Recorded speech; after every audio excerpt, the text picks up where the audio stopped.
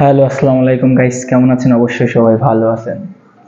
সবসময় ক্রিকেট বিনোদন বিষয় নিয়ে কথা বলি, আজকে কথা বলবো রাজনৈতিক বিষয়ের কথা, তাও আন্তর্জাতিক। আমাদের পার্শ্ববর্তী দেশ ভারতের রাজনীতির কথা বলবো। ভারতের রাজনীতি মোটামুটি মোট হচ্ছে, ওদের আসন হচ্ছে আপনার 543টি। 2024 নির্বাচনে লোকসভায় সেখানে বিজেপি পেয়েছে 240টি, আর হচ্ছে কংগ্রেস পেয়েছে,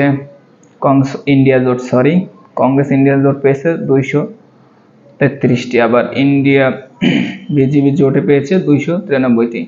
এখানে বিজেপি এককভাবে সংখ্যাগরিষ্ঠ পায়নি। এই জন্য বিজেপি সরকার করতে হলে জোট নিয়ে সরকার করতে হবে। খেলা ইন্টারেস্টিং, যেখানে 400 আম দিতে চেয়েছিল নরেন্দ্র মোদী, সেখানে পেয়েছে সে 240টির মতো, আর তাদের জোট নিয়ে হয়েছে 293টি। এবার দেখা যাক ইন্ডিয়ার নেক্সট প্রধানমন্ত্রী কে হয়, নরেন্দ্র মোদী নাকি রাহুল গান্ধী? অবশ্যই বলবেন কি হবে। আমার মনে হচ্ছে আবারও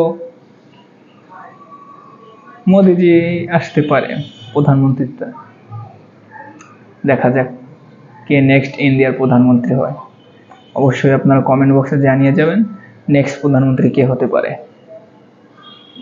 আর যদি আমার ভিডিওটি ভালো লাগে অবশ্যই সাবস্ক্রাইব করবেন, আমার সাথে থাকবেন। নেক্সট ভিডিও হচ্ছে আমাদের ক্রিকেট নিয়ে কিছু ভিডিও আসবে, বিশেষ করে সেটা নিয়ে আসবে। মজাদার ভিডিও তো থাকবে কম বেশি সবসময়।